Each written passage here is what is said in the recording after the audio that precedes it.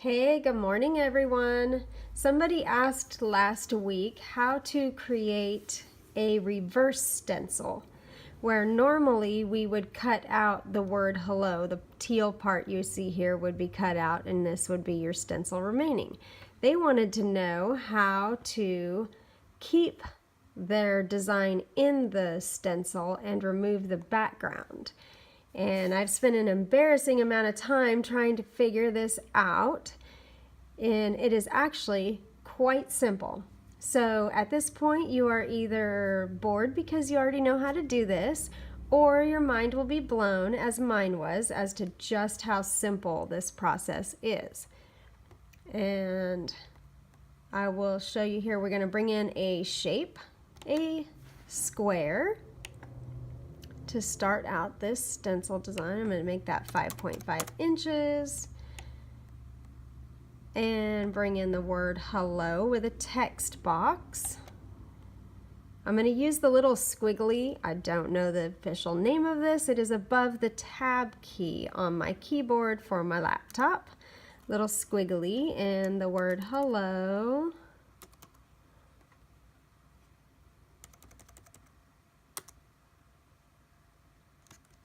There it is. And the purpose of the squiggly will be, as you can see, to attach that to the sides so that it won't fall out of the stencil with this square background.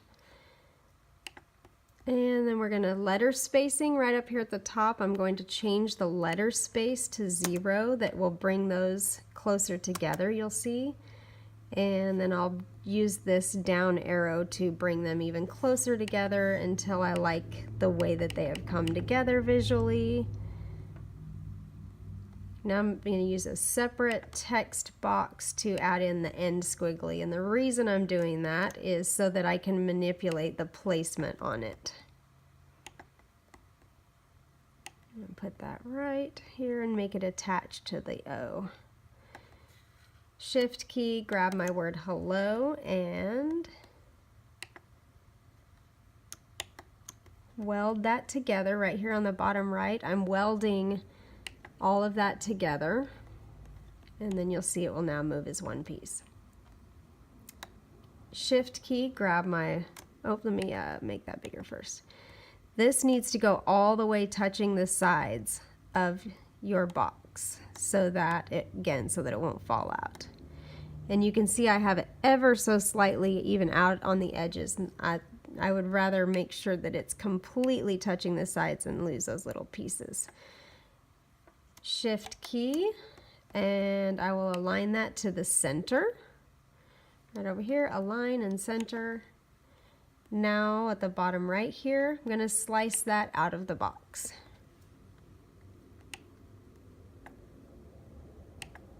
So now we have the normal stencil that we would create.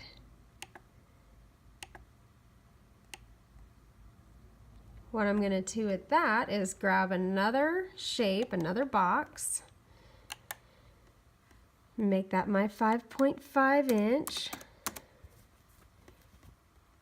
This one you would size according to the project that you're doing, what size cookie you need that to fit on.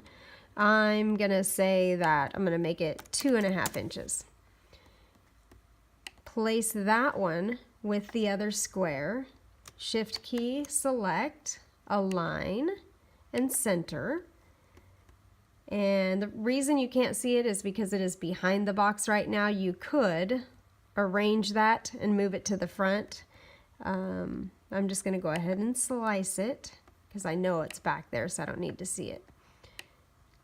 Now we have the reverse. So you can see here we have a regular stencil and the reverse of that. Just like that. Very simple. So I hope that maybe you have learned a little something this morning, and that at the very least you've been encouraged to play around with Design Space. Do not let it intimidate you, and have a great day.